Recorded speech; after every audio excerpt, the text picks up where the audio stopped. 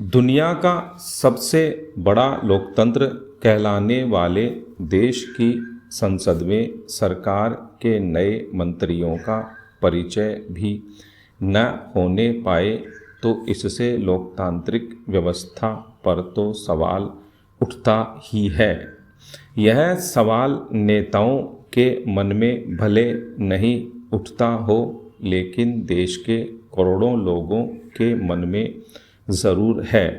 74 साल पहले देश आज़ाद हुआ तो देशवासियों की आंखों में अपार सपने थे। आज़ादी की हवा में सांस लेने के साथ साथ अपने सपनों का नया भारत बनाने के भी। इन 7 दशकों में देश ने प्रगति की है, कुछ देशों के मुकाबले कम तो कुछ से ज़्यादा, लेकिन राजनीतिक और नैतिक मूल्यों में आ रही गिरावट से भी इनकार नहीं किया जा सकता। पैरा वैसे तो उम्मीद भी कम ही थी कि संसद का मानसून सत्र शांति से चल पाएगा, लेकिन ये आशंका भी नहीं थी कि विपक्षी सांसद देश के नवनियुक्त मंत्रियों का परिचय भी नहीं होने देंगे। हंगामा और टकराव पहले भी होता आया है, आगे भी होता रहेगा, लेकिन शो का भी व्यक्ति और नवनियुक्त मंत्रियों के परिचय की औपचारिकता निभाने के दौरान सदन में शांति रहती आई है। सोमवार को संसद में जो हुआ वह अप्रत्याशित नहीं था, लेकिन आश्चर्यजनक जरूर था। संसद में विपक्ष को अपनी आवाज़ उठाने का हक है, हंगामे का हक भी है और बायकॉट का भी, लेकिन नए मंत्रियों का परिचय नहीं होना क्या विपक्ष की जीत मान लिया जाए। संसद में कानून बहुमत से बनते आए हैं।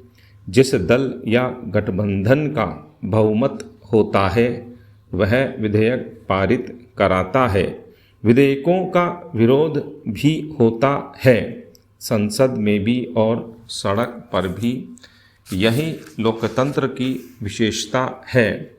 बहुमत का सम्मान होना चाहिए तो विपक्ष की आवाज़ को भी सुना जाना चाहिए। पैरा आश्चर्य और अफसोस की बात है कि बीते 2 दशकों में राजनीतिक सौहार्द की पुरानी परिभाषाएं ध्वस्त होती दिख रही हैं। अपने अपने हिसाब से लोकतंत्र की नई परिभाषाएं घड़ी जाने लगी हैं। संसद में 2 पाले खिंच गए लगते हैं। बीच का रास्ता निकालने वाले सांसदों का अकाल नज़र आने लगा है। मुद्दा कोई भी हो, आम सहमति जैसा शब्द तो नदारद ही होता जा रहा है। सत्ता पक्ष का मतलब सिर्फ सरकार चलाना नहीं होना चाहिए और विपक्ष का मतलब सिर्फ विरोध करना नहीं।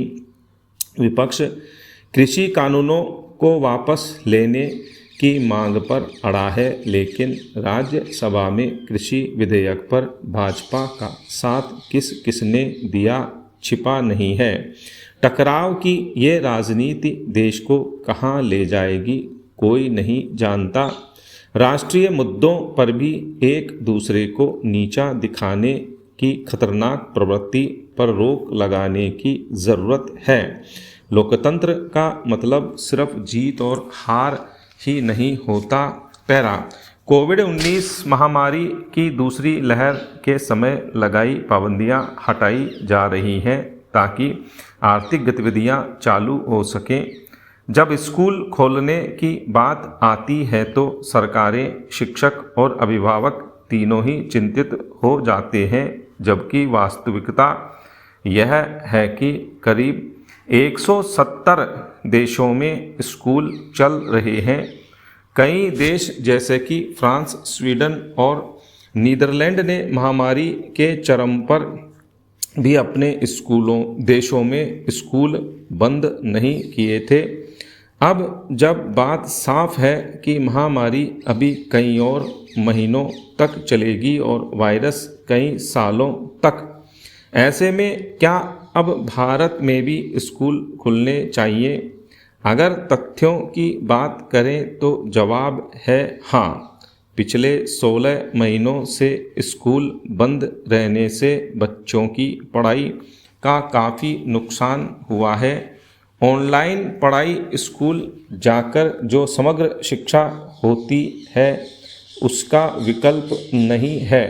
बच्चे स्कूल में अन्य बच्चों के संपर्क में आने से जीवन के महत्वपूर्ण आयाम, मानसिक, शारीरिक और भावनात्मक पहलुओं के बारे में सीखते और समझते हैं, जो ऑनलाइन पढ़ाई से संभव नहीं है।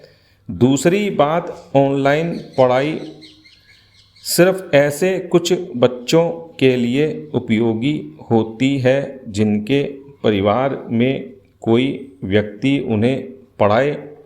इसलिए गरीब और निचले तबके के बच्चों का अत्यधिक नुकसान हो रहा है, क्योंकि उनके पास न तो इंटरनेट वाला फ़ोन है, न परिवार में कोई पढ़ाने वाला। ऐसे कई बच्चों के लिए स्कूल मध्याह्न भोजन की जगह भी है और ऐसा न हो पाने पर बच्चों की शिक्षा के साथ पोषण का भी नुकसान हो रहा है। पैरा, जब महामारी की शुरुआत में स्कूल बंद किए गए थे तो वायरस के बारे में हमारी समझ कम थी। उपलब्ध साक्ष्य बताते हैं कि बच्चों को कोविड-19 का खतरा नगण्य है। साक्ष्य हैं कि स्कूल खोलने के लिए बच्चों का टीकाकरण होना ज़रूरी नहीं है। कुछ अध्ययन आए हैं जो बताते हैं कि बच्चों को कोरोना से गंभीर बीमारी होने की आशंका मौसमी फ्लू बीमारी से भी आधी है। कई सेरो सर्वे दर्शाते हैं कि बच्चों में पहले ही एंटीबॉडी बन चुके हैं। साथ ही कई शहरी इलाकों और ग्रामीण क्षेत्रों में बच्चे एक दूसरे से मिलते हैं और साथ खेलते हैं, लेकिन स्कूल बंद हैं। अब समय आ गया है कि देश में स्कूल खोलने के विषय पर विचार किया जाए और सभी ज़रूरी कदम उठाए जाएं। इसके लिए राज्य सरकारों, शिक्षा और स्वास्थ्य विशेषज्ञों और अभिभावकों को अपनी अपनी भूमिका निभानी होगी। पैरा, अभिभावकों की चिंता समझ आती है, लेकिन उन्हें आश्वस्त होने की ज़रूरत है कि सरकार और विशेषज्ञ मिलकर सभी बच्चों के हित में सही फैसले लेंगे। साथ ही भले ही स्कूल खुल जाएं, अंतिम निर्णय माता पिता का होना चाहिए कि क्या वे अपने बच्चे को स्कूल भेजकर पढ़ाना चाहते हैं या ऑनलाइन। पैरा, अध्यात्म यदि प्राण है तो विज्ञान उसी का शरीर है। ये दोनों इतने अभिन्न हैं कि इन्हें अलग नहीं किया जा सकता। शरीर की समस्त क्रियाविधि का विश्लेषणात्मक अध्ययन विज्ञान का विषय है और प्राण से संबंधित समस्त ज्ञान अध्यात्म का क्षेत्राधिकार है। जिस प्रकार विज्ञान ने समस्त जड़ पिंडों की भांति शरीर का संपूर्ण ज्ञान प्रस्तुत किया गया है, उसी प्रकार अध्यात्म भी प्राण तत्व के संबंध में सभी शंकाओं से रहित विश्लेषण प्रस्तुत करता है। स्टॉप।